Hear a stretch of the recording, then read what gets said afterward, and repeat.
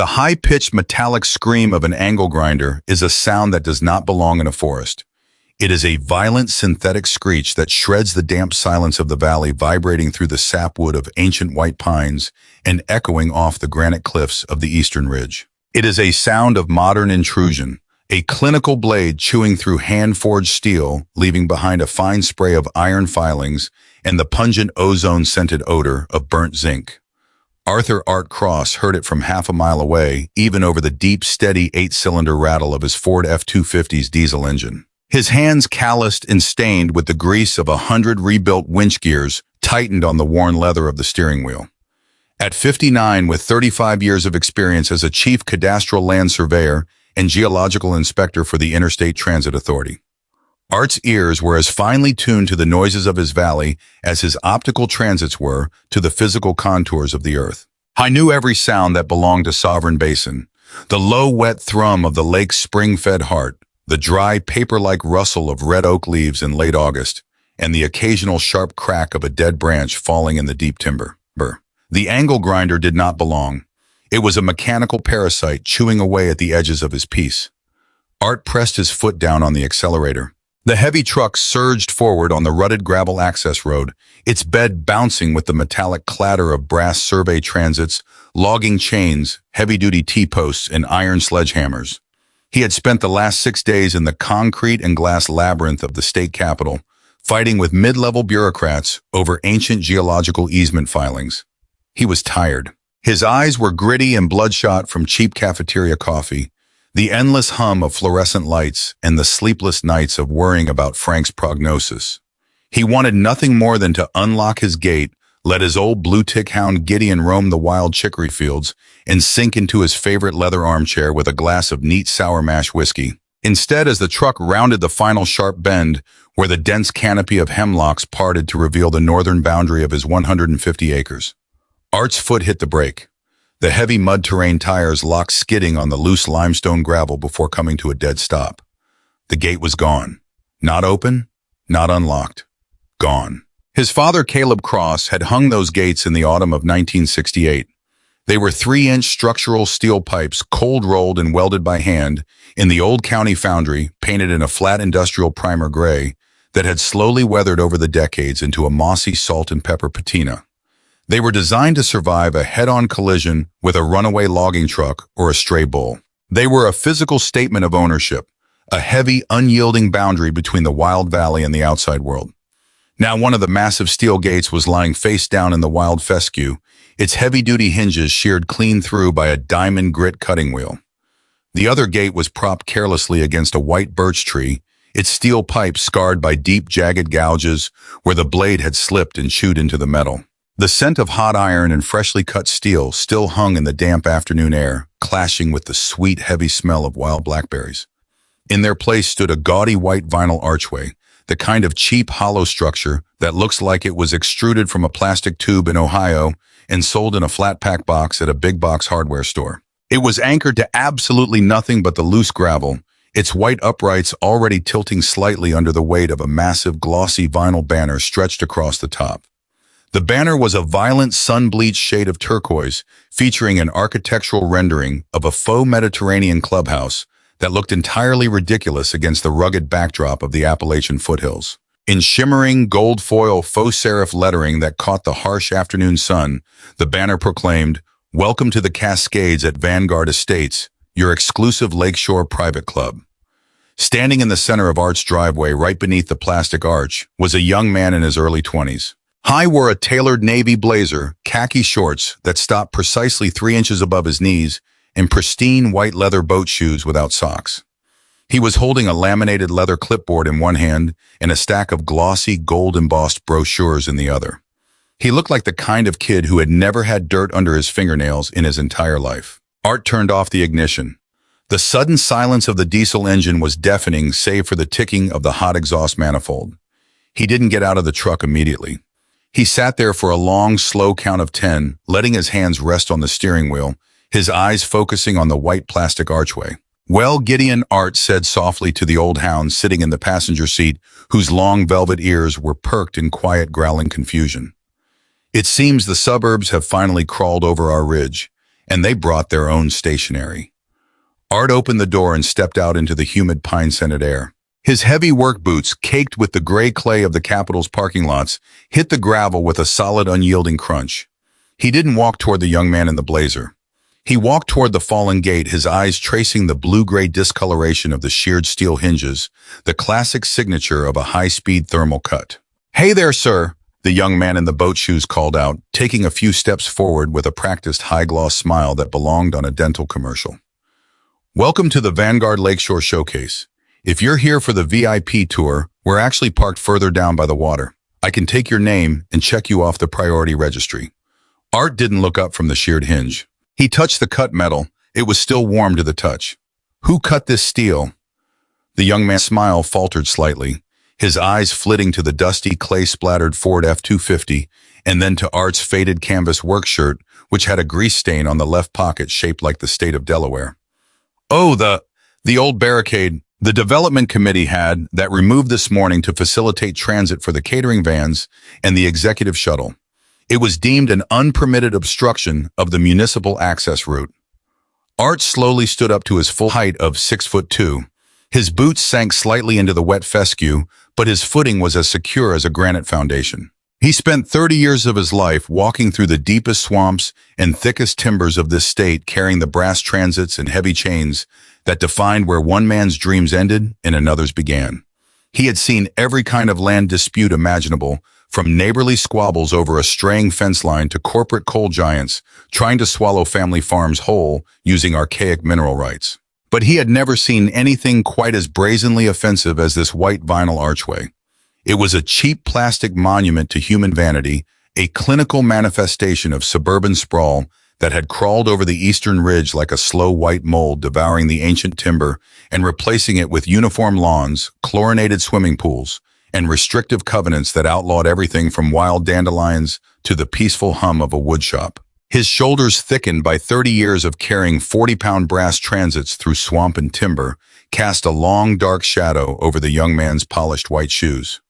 "This isn't a municipal access route," Art said, his voice flat, low, and perfectly level. "This is a private driveway. And you are standing on deeded land that has belonged to the Cross family since the federal patents were signed in 1934. The young man's hand went instinctively to his leather clipboard as if it were a shield. "Oh, you must be Mr. Cross. Yes, Mrs. Dumont mentioned there was a resident on the adjoining parcel. I'm Tyler, the junior marketing coordinator for Vanguard Group, Mrs. Dumont is actually down at the Shoreline Pavilion right now with the board and our prime investors from Chicago. She's been trying to reach you regarding the easement harmonization program." Easement harmonization. Art repeated the words, tasting like sour copper in his mouth. "That's a very fancy way of saying trespass, Tyler." Art walked back to his truck, his steps measured and deliberate. "I didn't run, and he didn't rush. Angers like his didn't burn with a quick, flashy flame. They smoldered deep in the coal bed, hot enough to melt iron if left untended." He reached into the dusty bed of his Ford F-250, past the metal toolboxes, the extra cans of hydraulic fluid, and the coiled steel cables, and pulled out a heavy 36-inch forged steel crowbar. It was an old tool pitted with surface rust, but solid as an anvil, its claw end worn smooth from decades of prying loose, stubborn cedar posts and clearing granite boulders from his fields. He also grabbed a pair of heavy logging tongs, blackened iron hooks, that had been used by his grandfather to drag massive white pine trunks out of the basin during the winter of 1938. Armed with these iron instruments of reclamation, Art walked back to the vinyl archway. He didn't look at Tyler, who was watching him with a mixture of confusion and growing alarm, his leather clipboard held tight against his chest like a child holding a security blanket. He walked back to the vinyl archway, ignored Tyler's panicked gasps, and jammed the crowbar into the hollow plastic seam of the right upright. With one sharp, practiced heave of his shoulders, he shattered the white vinyl casing. The cheap plastic split with a loud, satisfying crack, sending shards of white PVC flying into the weeds. The turquoise banner collapsed into the gravel like a deflated sail. "Oh my God," Tyler stammered, stepping back, his gold-embossed brochures scattering into the dirt. "What are you doing? That archway was a $3,000 promotional installation. It's trash on my driveway," Art said, hooking the logging tongs into the collapsed banner and dragging it toward the ditch. "And I have a very low tolerance for litter. Now, Tyler, I suggest you pick up your papers and start walking down to the water. Because I'm coming down there next, and I don't intend to be polite. Art did not drive down the winding dirt road toward his cove. He wanted them to hear him coming, but not in his truck. He wanted them to feel the slow, unhurried mechanical approach of something that could not be persuaded, negotiated, or bought.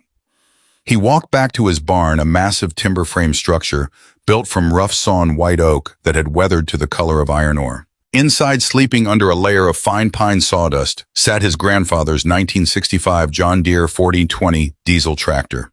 It was 20 tons of solid green-painted American steel. Its massive rear tires filled with liquid calcium chloride for ballast, and its front end fitted with a heavy steel-plated logging winch. Art climbed into the high spring-suspended iron seat, turned the key, and pressed the starter.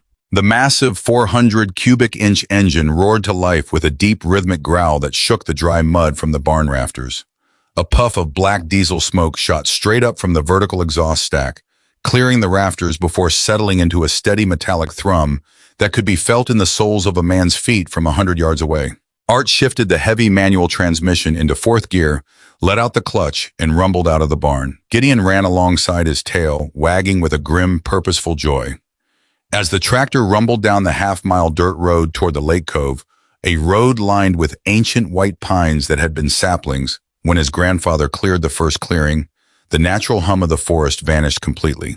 It was replaced by something that Art found infinitely more offensive. The high-pitched tinny chatter of wealthy people trying to look rustic, the delicate crystal clinking of champagne flutes, and the low rhythmic thrum of elevator bossa nova music drifting from a pair of wireless Bose speakers mounted on tripods. When the John Deere rounded the final screen of weeping willows and emerged onto the grassy peninsula that jutted into Covenant Pool, his private spring-fed lake, Art stopped the tractor. He left the engine idling its deep 3-ton vibration, turning the surface of the lake into a series of perfect concentric rings of water. His private sanctuary had been transformed into an upscale outdoor promotional circus. A massive, pristine white marquee tent had been erected directly on his clover meadow. The same meadow he had spent 3 years restoring after a pine beetle infestation, carefully hand-sowing fescue and wild clover to stabilize the shoreline. Inside the tent, high-top cocktail tables draped in white linen were staffed by 2 young bartenders in black vests who were busy pouring chilled Prosecco and plating microgreens for a crowd of about 30 well-dressed people. The air inside the marquee was thick with the scent of expensive sunscreen, citrus-flavored gin, and the sharp, chemically sweet aroma of Eleanor's perfume. The guests were the vanguard of the modern suburban invasion: wealthy corporate lawyers, high-ranking real estate executives, and investment bankers who had spent their entire lives in air-conditioned offices, but now desperately wanted to buy a piece of the wild country, provided that wild country was paved, manicured, and cleared of any actual wildlife. They stood in small, laughing clusters, gesturing toward the lake, with their crystal champagne flutes, completely oblivious to the fact that they were standing on a fragile ecosystem that had taken a century to recover from the clear cutting of the early logging days. Art watched them from his tractor seat, his eyes cold.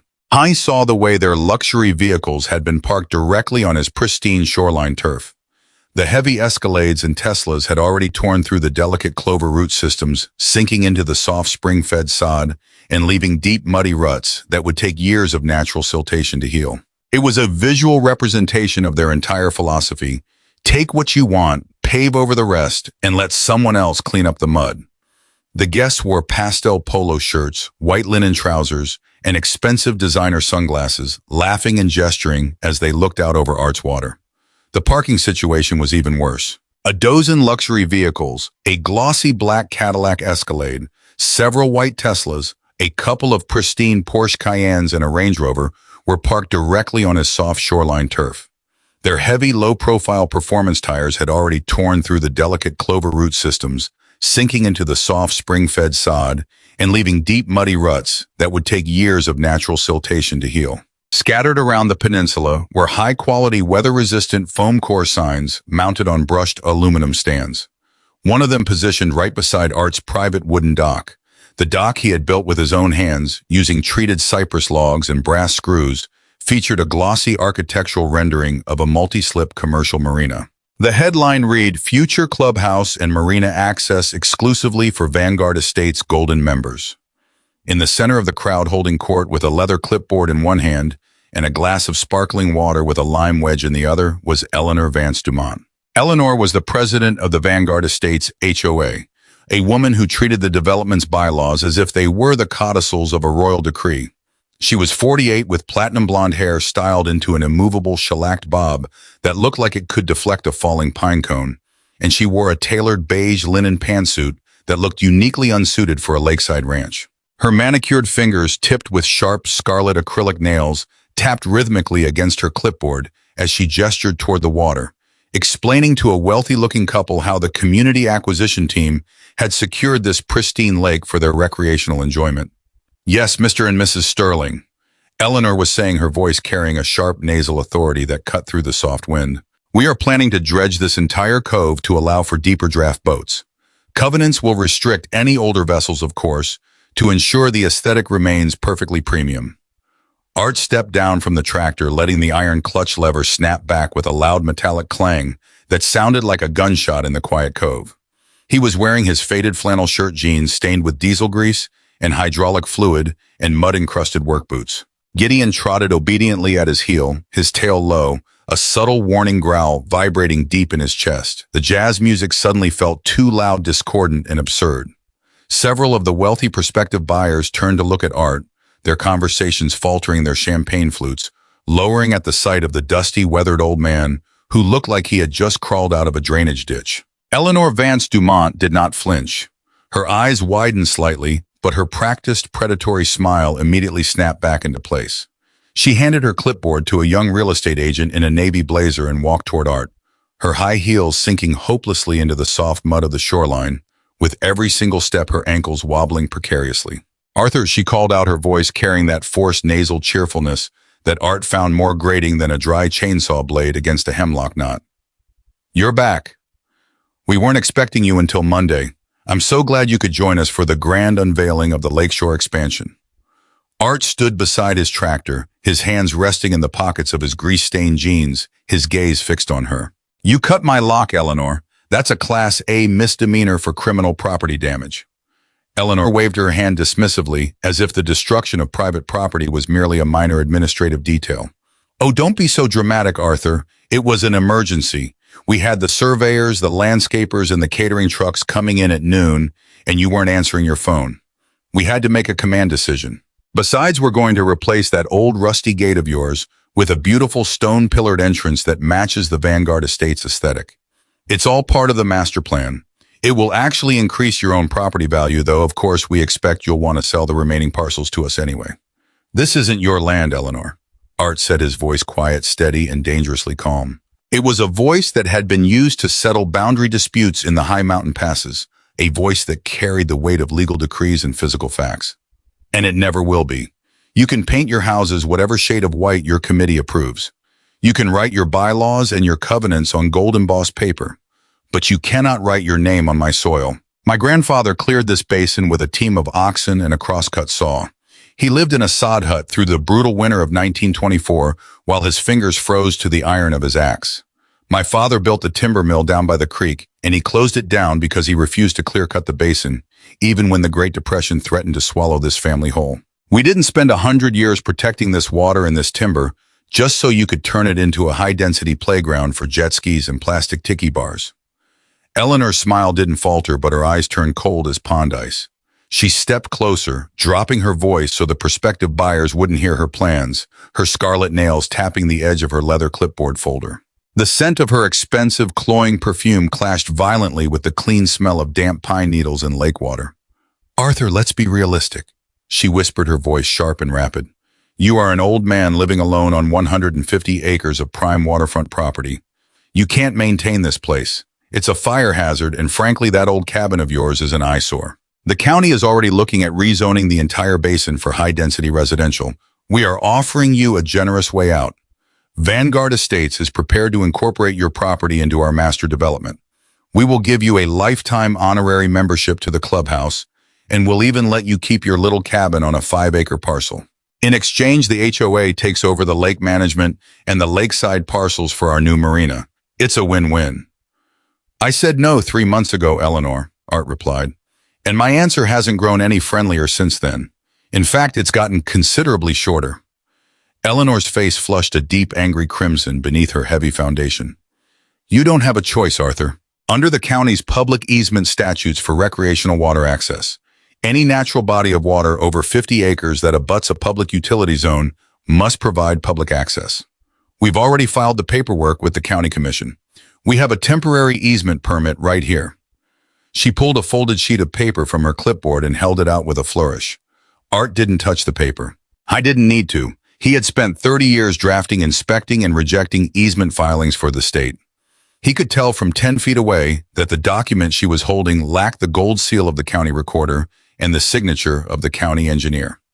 The header was wrong, the layout was amateurish, and the legal description was missing the section township codes. It was a preliminary application for an easement survey, nothing more than an expensive piece of wishful thinking that she had likely drafted herself and had her developer's lawyer sign to intimidate him.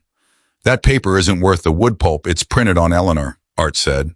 He pulled his phone from his pocket, holding it up to record the catering tent, the luxury SUVs, and Eleanor's red-faced fury. I'm going to give you and every person here exactly 10 minutes to pack up your tents, your champagne, and your cars and get off my property. If you're still here in 10 minutes, I'm calling the sheriff and I'm calling my cousin Jed, who runs the heavy-duty towing service in town.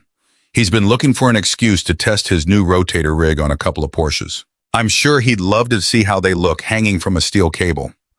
Eleanor drew herself up to her full 5'4" height, her chest heaving, her voice rising to a screech. You wouldn't dare. This is a licensed multi-million-dollar real estate showcase. If you disrupt this event, we will sue you for tortious interference, punitive damages, and lost sales. I will take this entire basin from you in court. Arthur, 9 minutes, Art said, turning his back on her and walking toward his cabin, Gideon following closely behind. And the timer started when my bumper broke your red ribbon. The retreat of the Vanguard Estates delegation was loud, chaotic, and incredibly satisfying to watch from the wooden rockers of Art's screen porch. By the 7-minute mark, the real estate agents were frantically packing up their glossy brochures, folding up their rendering boards, and ushering panicked prospective buyers into their luxury SUVs. The buyers, who had been promised an exclusive, peaceful lakeside paradise, looked thoroughly alarmed by the prospect of having their vehicles towed by a giant grease-stained wrecker. The caterers, terrified of having their expensive generator and champagne inventory impounded under state trespass laws, practically threw their folding tables into the back of their white van and sped off, their tires spinning wildly on the wet clover and leaving deep, muddy ruts in the pristine turf. Eleanor Vance Dumont was the last to leave. She stood by her Cadillac Escalade, her beige pantsuit now splattered with mud up to her knees, screaming obscenities over the roar of her engine. This isn't over. Cross, you're going to pay for every single lost contract today. I'll have the county sheriff down here on Monday with a warrant for your arrest. You're a dinosaur. Arthur and dinosaurs get paved over. Art watched her go, his hand resting on Gideon's head. The dust settled back onto the gravel road, and the silence of the basin slowly returned, creeping back like water filling a hole in the sand.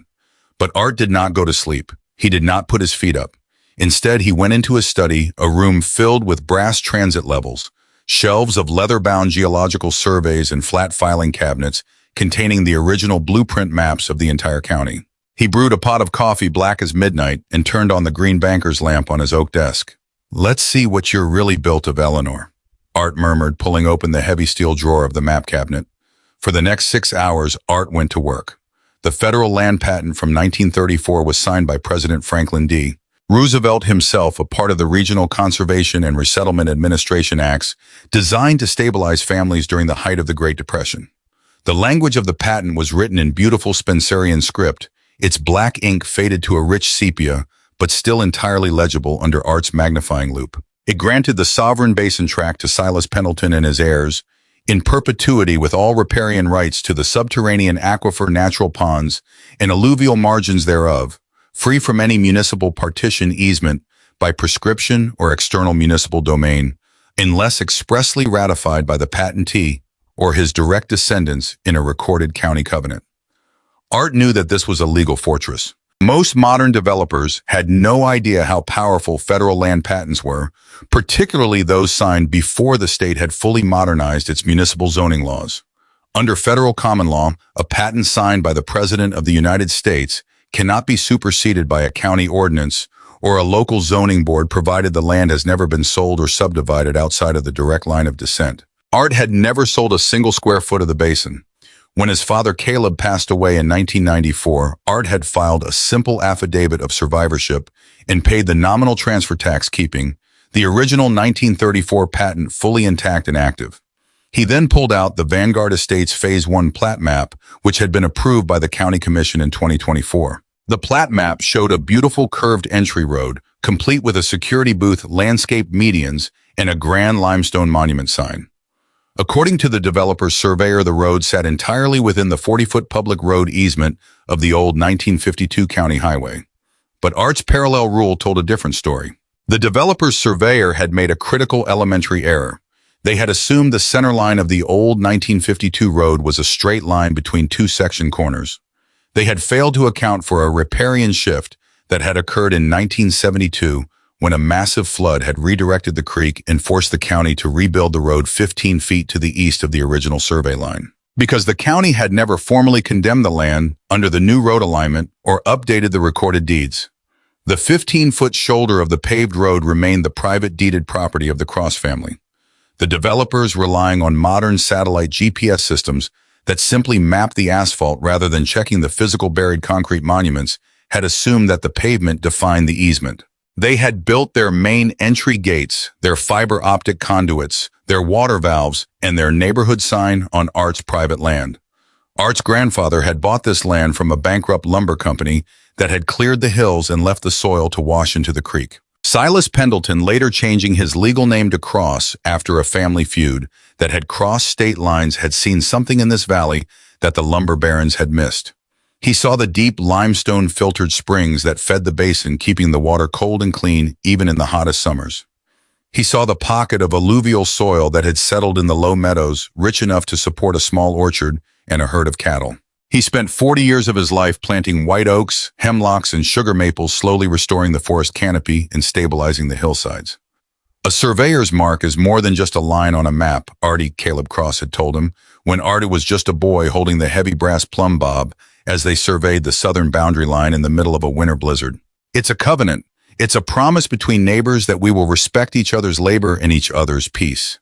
A man who moves a boundary pin is a thief who steals not just land, but trust. And once that trust is gone, the only thing left is the law of the forest. Art remembered those words as he traced the 1952 county road deed. The deed was a beautifully written document filled with terms like thence north-northeast 40 rods to a blazed white oak tree, and thence along the center line of said creek to an iron pin set in a stone mound. Those physical monuments were the legal anchors of the property. The modern developers had assumed that because the old oak tree had died and been replaced by a young birch, the boundary had shifted. They had relied on a satellite map that had been compiled by an intern in an office in Charlotte who didn't know the difference between a section line and a creek bed.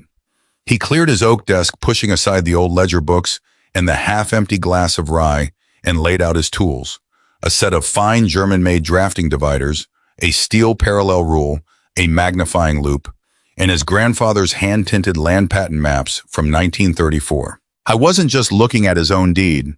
He was looking at the original land patents signed by the Federal Land Commissioner during the Roosevelt administration. He compared the state geological survey maps with the modern subdivision plat maps filed by the developers of Vanguard Estates. As a retired state surveyor, Art knew that modern developers were notoriously lazy and greedy when it came to old boundaries. They relied on modern GPS coordinates and aerial satellite mapping, which often failed to account for the physical monuments, the iron-pinned stone cairns, and old blazed oak trees that defined the actual legal boundaries under common law.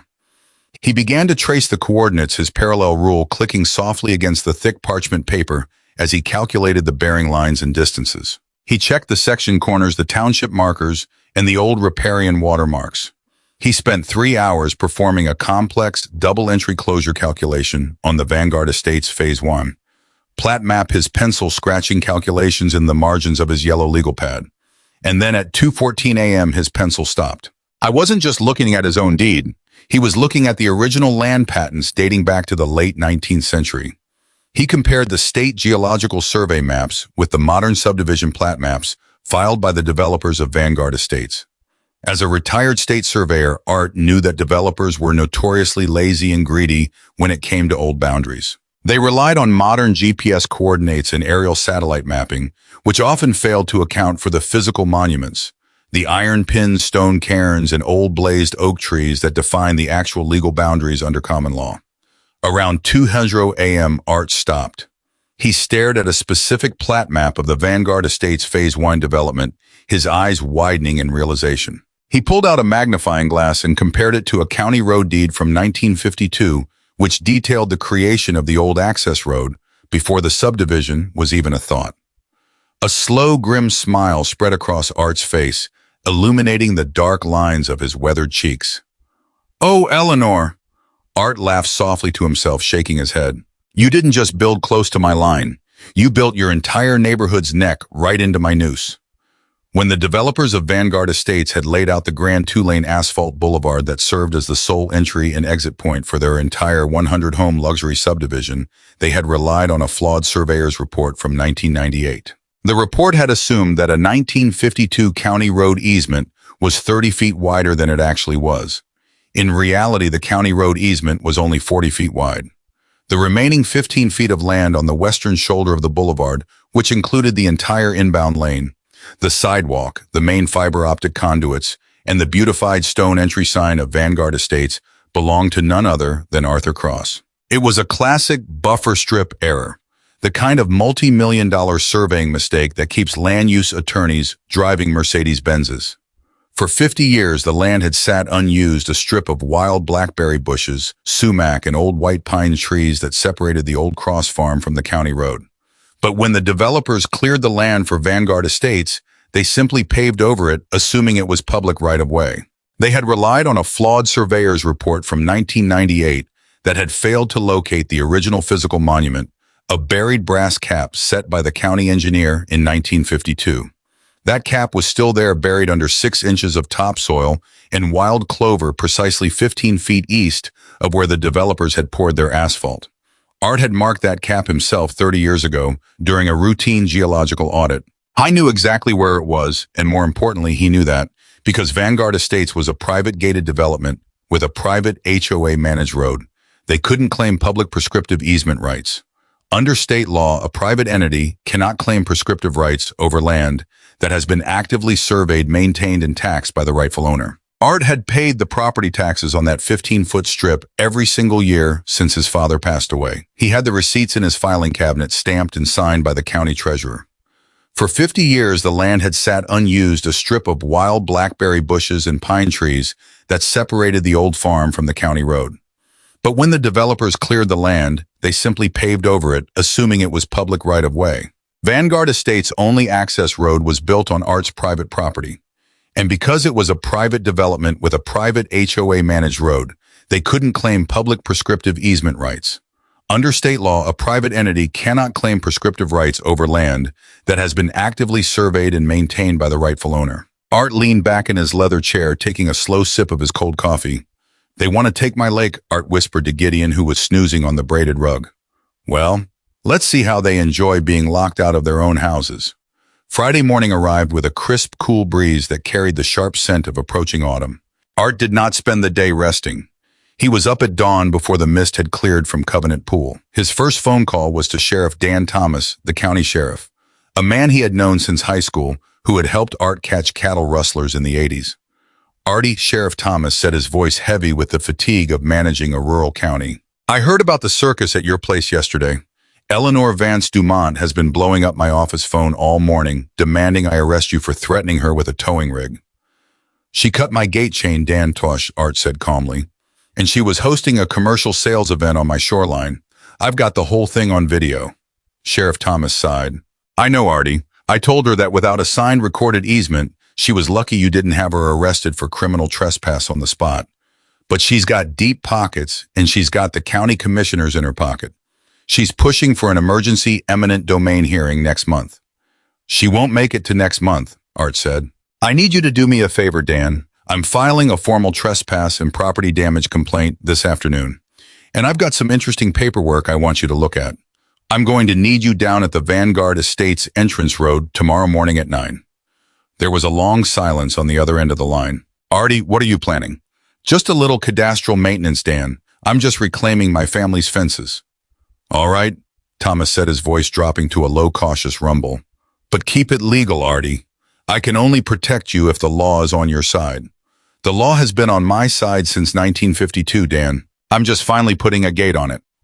Art's next call was to Miller Brothers, contracting a local heavy excavation and commercial security fencing company owned by two brothers he had gone to school with.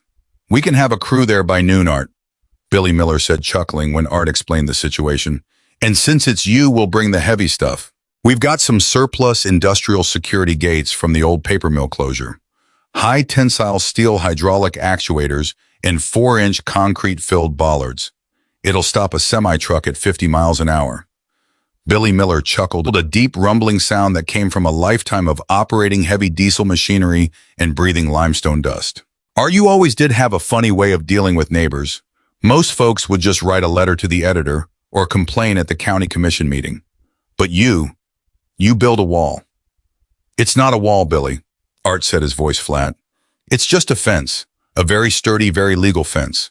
I'm just reclaiming what's been mine since before their houses were even a drawing on a developer's whiteboard. They wanted to take my lake. They wanted to turn Covenant Pool into a playground for jet skis and plastic tiki bars. They thought because I was an old man living alone in a timber cabin, they could just pave over my boundaries and write me a check for whatever they thought my piece was worth. They forgot that the soil doesn't care about their master plan. We'll be there by noon, Art, Billy said, his voice turning serious. And we'll bring the concrete truck too. We'll set those bollards so deep they'll have to use a jackhammer to get them out. If they try to huck a truck at that gate, they're going to leave their engine block in my concrete. Bring it all, Billy, Art said. And bring your surveyor's crew too. We're going to need to stake out the line with surgical precision. Saturday morning in the suburbs of Vanguard Estates was usually a quiet affair, defined by the hum of robotic lawnmowers, the splash of saltwater pools, and the soft click of garage doors opening as residents loaded their golf clubs into their SUVs. But on this particular Saturday, the peace was shattered at 6:00 a.m. by the deafening roar of a heavy-duty diesel post-hole digger, a concrete mixing truck, and 3 flatbed trailers loaded with heavy steel girders. Art stood on the shoulder of Vanguard Estates Boulevard, wearing his high-visibility surveyor's vest. In his hand, he held a calibrated Leica total station, a high-end electronic transit used for measuring land boundaries to the nearest millimeter. Beside him, Billy Miller's crew was busy laying out bright pink survey lines directly across the smooth black asphalt of the boulevard's inbound lane. By 8:30 a.m., the work was nearly complete. Directly across the inbound lane of Vanguard Estates Grand Entry Road stood a formidable 8-foot-tall industrial steel security gate, painted a flat, menacing black. The gate was anchored into the earth by 4 massive concrete-filled steel bollards sunk 6 feet deep into the asphalt. Next to the gate, Billy Miller's crew had erected a heavy commercial-grade chain-link fence that ran 40 feet down the shoulder of the road, completely blocking the sidewalk, the manicured flower beds, and the stone Vanguard Estates monument sign. A large, high-reflectivity aluminum sign was bolted to the center of the steel gate. It read, Private property, Sovereign Basin, deed number 5548A, no trespassing, no access violators will be prosecuted to the fullest extent of criminal law. Sure, there was no confusion. Art had parked his massive, ancient John Deere 1420 tractor, a 20-ton beast of solid, green-painted American iron directly behind the gate, blocking any remaining clearance. At 8:45 a.m., the first vehicle arrived. It was a silver BMW SUV driven by a wealthy local surgeon who was heading out for an early morning golf game. He stopped his car 10 feet from the gate, staring in disbelief at the steel wall that had suddenly materialized across his neighborhood road. "Hey," the surgeon yelled, stepping out of his car. "What is this? Why is the road blocked? I have a tea time in 20 minutes. Art walked over to the edge of the asphalt, his face perfectly calm. "The road isn't blocked, sir. You're just trying to drive on my private property." "Private property? This is Vanguard Estates Boulevard. This is a public road," the surgeon shouted, his face turning a high-stress shade of purple that matched his pastel polo shirt. He stepped closer to the steel gate, his hands gripping the black bars, staring through at Art's green John Deere tractor. "We paid for this road. Our HOA dues pay for the landscaping, the street lights, and the security. You can't just put a gate across it. This is a public easement." "No, sir. Art said, his voice cool and steady. This road was built by a private developer on private land. But the developer didn't own all the land they paved. They made a 15-foot surveying error. This entire inbound lane, the sidewalk you're standing on, the stone monument sign, and the main fiber optic conduits that feed your high-speed internet are sitting on my deeded property. For the last year, your HOA has been trespassing on Sovereign Basin. I've decided to revoke that access. If you want to drive to your golf game, you are more than welcome to use the outbound lane. It's completely clear and it sits entirely on the county road easement. Of course, you'll have to drive on the grass to get around my gate, and I'm sure your HOA committee has very strict rules about driving on the turf. No, sir, Art said, holding up a certified copy of the 1952 county road deed. The public road easement ends 15 feet to your right. This inbound lane, the sidewalk, and the land under your tires belongs to Sovereign Basin. The Vanguard Estates HOA has been trespassing on my land for over a year. I've decided to revoke their informal access privilege. This is insane, the surgeon sputtered, reaching for his phone. I'm calling the HOA. I'm calling Eleanor Dumont. Art smiled gently. Please do, doctor. I've been waiting for her all morning. Tell her to bring her clipboard, and tell her she might want to wear some boots this time. The mud around here has a habit of sticking to expensive shoes. The surgeon scrambled back into his silver BMW, slamming the door so hard the side view mirror vibrated. He grabbed his phone and began speaking frantically. His face contorted in anger as he gestured wildly toward the steel gate. Art walked back to his tractor, climbed into the high iron seat, and took a slow, appreciative sip of his black coffee from his insulated thermos. He looked down at Gideon, who was lying peacefully in the shade of the massive rear tire, his tail giving a soft, rhythmic thump against the dry fescue. The sun was rising higher over the eastern ridge, burning off the morning mist from Sovereign Basin and illuminating the flat black steel of the Saturday wall. By 9:15 a.m., the entrance to Vanguard Estates had become a full-scale gridlock. Nearly 30 cars were backed up down the boulevard, their drivers standing on the asphalt, arguing, gesturing wildly, and filming the steel gate with their phones. Some were furious, others were simply confused, but the general consensus was one of utter disbelief. And then, like an angry battleship cutting through a crowded harbor, Eleanor Vance Dumont's massive black Cadillac Escalade tore down the outbound lane. The heavy SUV crossed over the landscape median, crushing a bed of expensive hybrid petunias that her own HOA committee had planted just last week, and came to a screeching, brake-smoking stop mere inches from Art's steel gate. The driver's door flew open with a violent swing, and Eleanor Praktisch exploded out of the leather interior. She was wearing a sharp, aggressive crimson blazer over a black silk blouse, her platinum blonde hair styled into an immovable shellacked bob that looked like it could deflect a falling pine cone.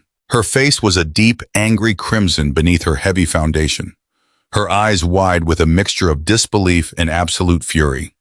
She stomped toward the gate, her high heels clicking violently on the hot asphalt, her manicured fingers tipped with sharp scarlet acrylic nails clawing at the black steel mesh as if she wanted to tear the gate down with her bare hands. Eleanor practically exploded out of the driver's seat.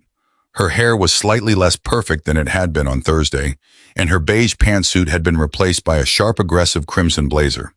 Her face was so red that Art wondered if he should call an ambulance for her.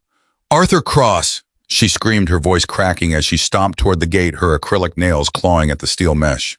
"What is the meaning of this outrage? Tear this down immediately. This is a violation of state transit laws. This is kidnapping. You are holding an entire neighborhood hostage." Art walked over to the gate, Gideon trotting calmly by his side. "I'm not holding anyone hostage, Eleanor. The outbound lane is completely clear. Anyone who wants to leave Vanguard Estates can drive out right now. They just can't come back in through my property." "This is a public right-of-way," Eleanor roared, waving her clipboard in his face.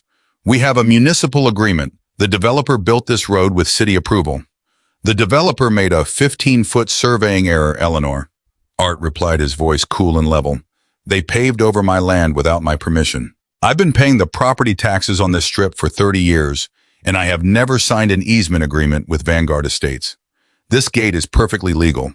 It's built entirely on my deeded land." "I don't care about your stupid deeds," Eleanor hissed. "I have 3 tour buses of investors coming from the airport in 30 minutes. We have a $1 million sales showcase today. If those buses can't get in, I will sue you for every single penny you own.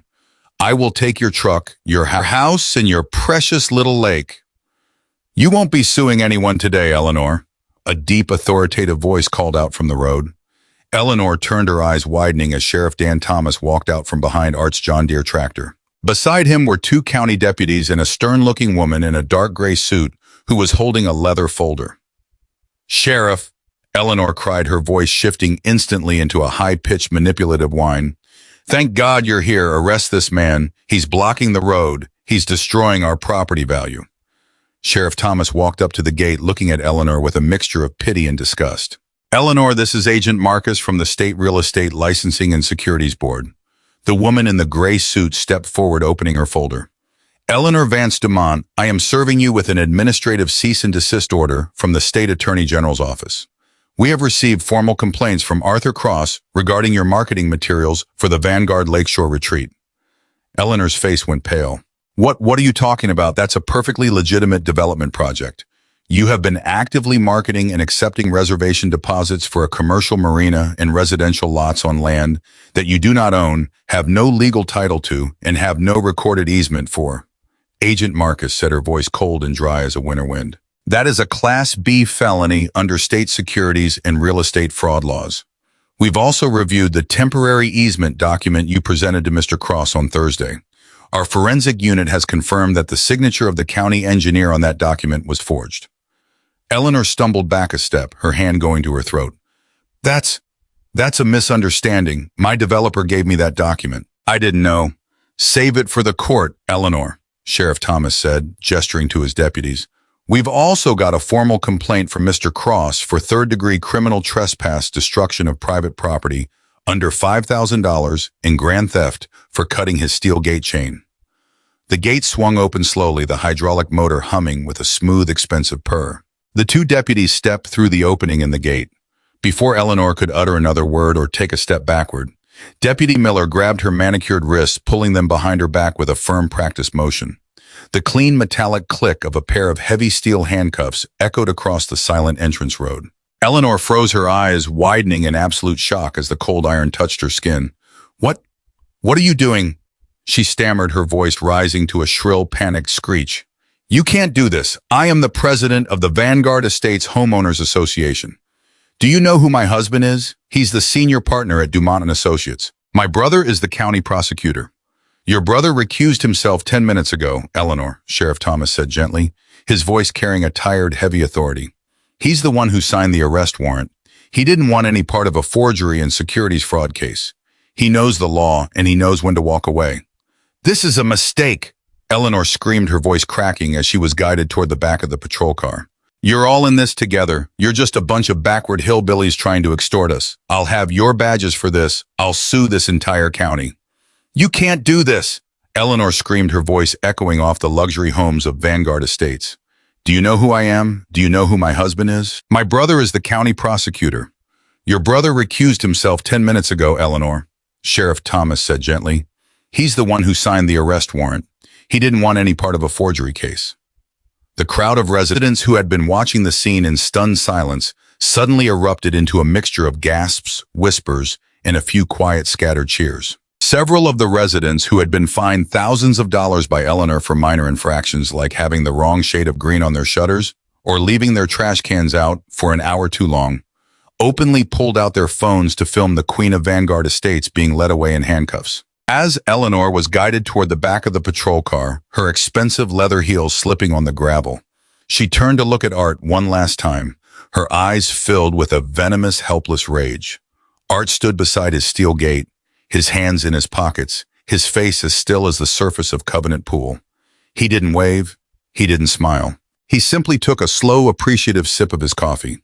The fallout from the Saturday wall was swift, brutal, and entirely legal. The Vanguard Estates Phase 2 expansion was canceled by Monday morning. The New York investors, horrified by the news of Eleanor's arrest and the fact that the development's entry road was built on private land, pulled their funding within 48 hours. Vanguard Estates developer went into bankruptcy by the end of the month, leaving the remaining HOA board members to clean up the mess. To resolve the catastrophic lawsuit filed by the residents whose homes were now locked behind Art's gate, the newly appointed HOA board had to crawl back to Art's porch on their hands and knees. The final legally binding settlement was drafted by Art's cousin Jed and a high-priced land use attorney. Vanguard Estates was forced to pay Art $150,000 in damages for the destruction of his gate, the soil compaction on his meadow, and the emotional distress caused to Gideon. Furthermore, to keep the inbound lane of the boulevard open, the HOA signed a 99-year lease agreement for the 15-foot buffer strip. The rent exactly $5,000 a month, adjusted annually for inflation. Additionally, the settlement explicitly stated that Sovereign Basin was permanently and unconditionally excluded from any future HOA authority zoning expansion or municipal encroachment. The lake remained Art's. The valley remained Art's. 3 weeks later, the air had turned cold and crisp, the leaves of the sugar maples turning a brilliant fiery orange that reflected in the deep blue waters of Covenant Pool. Art sat on his cedar porch wrapped in an old woolen blanket that Sarah had knitted for him 20 years ago. The sun was dipping below the western ridge, casting long amber shadows across the water. Beside him, Gideon let out a long, content sigh, his chin resting heavily on Art's work boot. Down at the cove, the white marquee tent was gone, replaced by fresh clover sprouts that were already beginning to cover the ruts left by the luxury SUVs. The lake was flat, silent, and empty, save for a lone wood duck that was gliding peacefully near the reeds. Art took a sip of his coffee, feeling the warm steam rise against his face. "You know, Gideon," Art murmured, his voice soft in the fading light, "those folks at Vanguard Estates spent millions of dollars trying to buy a view of the water, but they forgot the most basic rule of the forest." He reached down his fingers, scratching the soft fur behind the dog's ears. "You can buy the brick and you can buy the stone. You can even buy the shiny little cars. But if you don't respect the soil, and if you don't respect the men who built the boundaries, the land has a funny way of making you pay." And as the last rays of the sun disappeared behind the pines, leaving the basin in a deep, cool, and undisturbed twilight, Arthur Cross smiled. The gate was closed, the ledger was balanced, and the silence of Sovereign Basin was once again complete.